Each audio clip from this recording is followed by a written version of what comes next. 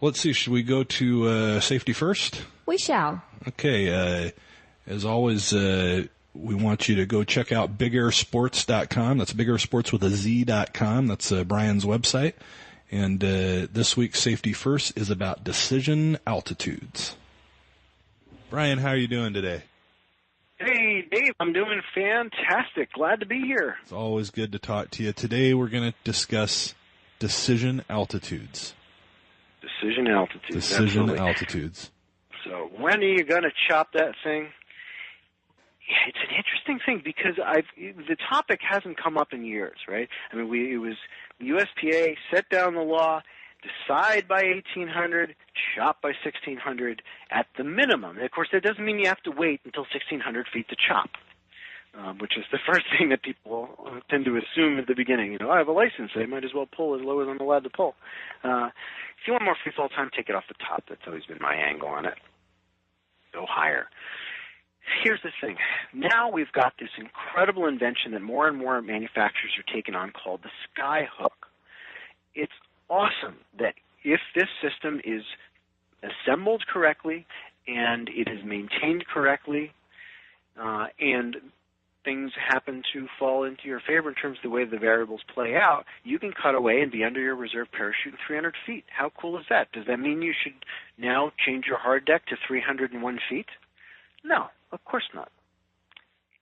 However, I've heard a number of people in discussions and in my canopy flight courses, they say, Brian, I just so you know, I've been thinking about this and I've changed my decision altitude to 1,200 and my cutaway altitude to 1,000 feet because I've got a Skyhook. Now, what is the advantage? What is the perception of that being advantageous?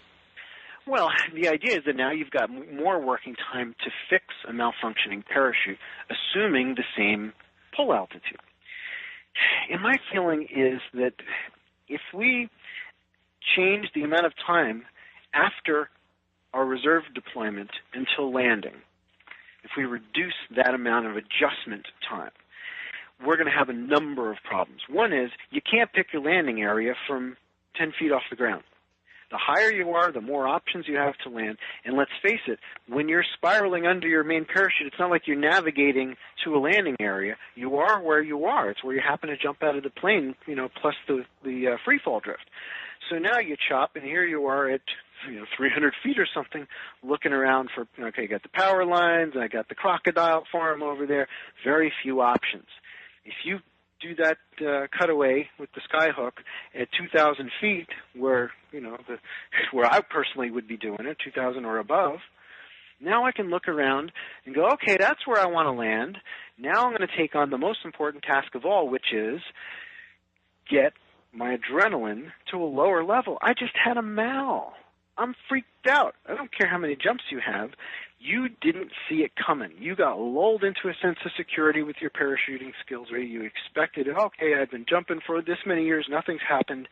And now it catches you off guard and your heart rate is twice what it normally is at this time. And you're not seeing straight. So we need to take the time under our reserve to go to some breaks, look out at the horizon and go,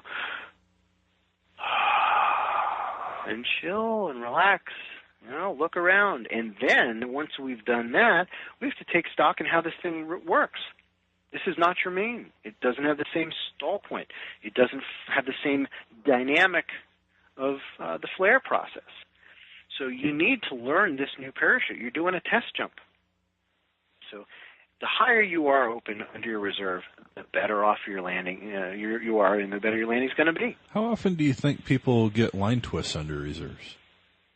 Well, I did once, and that's out of my 10 reserve rides, but I was spinning it incredibly fast on a prototype 81 at the time, so that's kind of exceptional. But I've had very few friends report to me that they've had reserves with line twists, and none of my rigging customers have ever reported that ever. So I don't know. I don't know exactly what those percentages are. I was just wondering with some of the smaller canopies today, a lot of the cutaways tend to be from maybe, say, spinning line twists. Yeah, so especially if you got some rotation and a Skyhook. Maybe you're not done rotating before the reserve deploys. Yeah, that's the weird part, is that we found that with an RSL, a standard reserve static line deployment, where the action of you falling away pulls your reserve pin. That's all it does, right? It deposits the pilot chute into the airstream, and the angles are a variable.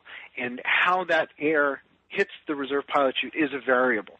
So you can, in that situation, on hyper-spinning malfunctions, sometimes you can get line twists, sure. But the testing that I've heard about, and in talking to the folks at Relative Workshop that did all of the really rigorous right-off-the-bat testing, they found that it was quite the opposite. Because the Skyhook deploys the reserve so fast, the body doesn't have an opportunity to rotate. And I think that's pretty cool. So the canopy's out of the bag faster than you can turn.